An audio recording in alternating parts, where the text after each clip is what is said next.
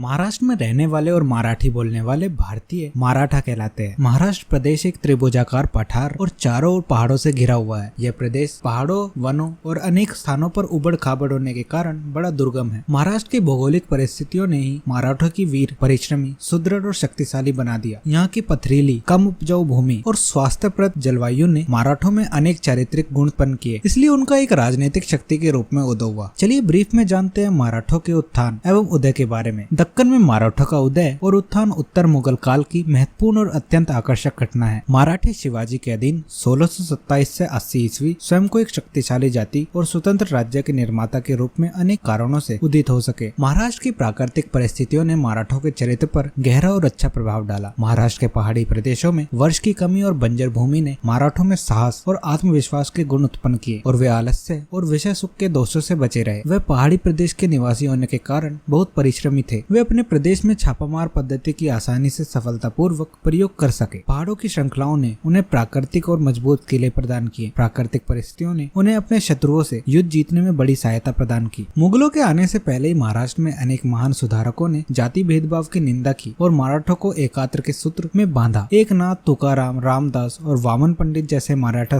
धर्म सुधारकों ने क्रमानुसार कई वर्षों तक ईश्वर भक्ति, मानव समानता, कार्य और परिश्रम की महत्ता और सिद्धांतों का प्रचार किया। उन्होंने मराठा जाति में आत्मविश्वास और एकता के बीज बोए। शिवाजी के गुरु रामदास एक महान धर्म प्रचारक थे। उसने अपनी रचना दास बोध के माध्यम से यह कार्य किया और मराठों को बहुत प्रभावित किया। अहमदनगर के प्रसिद्ध सेनापति मलिक अंबर ने मराठों को बड़ी संख्या में अपनी सेना में भर्ती किया। अहमदनगर में मराठों ने सैनिक और प्रशासनिक पदों पर रहकर प्रशासन और सेना का परीक्षण प्राप्त किया। शिवाजी के पिता शाहजी भोसले ने अहमदनगर के कुछ इलाकों पर अपना प्रभाव स्थापित किया। उसने कर्नाटक की अशांति का लाभ उठाकर अर्ध स्वायत्त राज्य की स्थापना करने की कोशिश की। निजाम शाही शासन के अंतिम वर्षों में वह शासक निर्माता बन गया, लेकिन दूसरे दरबारियों की ईर्ष्या के कारण उसे बीजापुर में नौकरी करनी पड़ी। इसी तरह अनेक मराठों ने बीजापुर और गोलकुंडा राज्यों में भी सेवा करके प्रशासन और शासन के विषय में प्रशिक्षित प्राप्त किया। मराठों को जहाँ तुकाराम ने भजनों की एकता प्रदान की, वहीं एकनाथ ने उन्हें अपनी मातृभाषा में प्रेम सिखलाया। मराठों की एक भाषा, एक धर्म और सामान्य जीवन ने उसमें एकता और सहयोग भरा, जिससे उन्हें अपनी शक्ति के उत्थान में सहायता मिली। कुछ इतिहासकारों के अनुसार मराठों को उत्थान करना शिवाजी जैसे योग्य कूटनीतिज्ञ, कुशल सैनिक और महान नेता था। शिवाजी के उज्जवल चरित्र और महान व्यक्तित्व का निर्माण उसकी माता जीजाबाई के कारण हुआ। उसकी शिक्षा और परामर्श के कारण शिवाजी मराठों को संगठित कर सके। दक्षिण के सिया सुल्तानों और मुगल सम्राटों के बीच दीर्घकालीन युद्ध में मराठों ने अपनी शक्ति को आसानी से विकसित किया। दक्कन के सिया सुल्तान और मुगलों दोनों ही मराठों का समर्थन प्राप्त करना चाहते थे। मराठों ने इस दोनों की फूट का फायदा समय समय पर अपनी शक्ति मजबूत करने के लिए उठाया। दादाजी कोंडदेव शिवाजी के संरक्षण और सैनिक विद्या के गुरु थे। उन्होंने हिवाजी और अन्य मराठों को युद्ध लड़ने की कला, घुड़सवारी, तलवारबाजी और कुशल सैन्य व्यवस्था करने की कला सिखाई। गुरु रामदास ने शिवाजी के दिल में हिंदू धर्म के प्रति कूट कूट कर प्रेम भरा। उन्होंने उसे गाय, ब्राह्मण और धर्म तीनों की रक्षा करने की प्रेरणा दी। उन्होंने शिवाजी को निर्देश दिया कि मराठों को इकट्ठा करे और उनमें एकता की भावना करे। महाराष्ट्र में देश के अन्य भागों की तरह प्रशासन की स्थानीय संस्थाएं अर्थात पंचायतें पूरी तरह कार्य करती रही। इन संस्थाओं ने मराठों में सत्ता और स्वतंत्रता प्राप्ति की भावना को जागरूक किया। 1682 से लेकर 1707 ईस्वी तक औरंगजेब दक्षिण में ही रहा। इन वर्षों में मुगल सेनाओं को कभी भी सफलता मिली तो भी उन्हें निर्णायक विजय कभी नहीं मिली। इससे शिवाजी के उत्तराधिकारी और परिवर्ती मराठा सरदारों को अपने प्रभाव शक्ति बढ़ाने का अवसर मिल गया। तो ये थी कहानी राइज ऑफ मराठा एम्पायर की। वीडियो पसंद आए तो वीडियो को लाइक करें, सब्सक्राइब करें और कमेंट जरूर करें।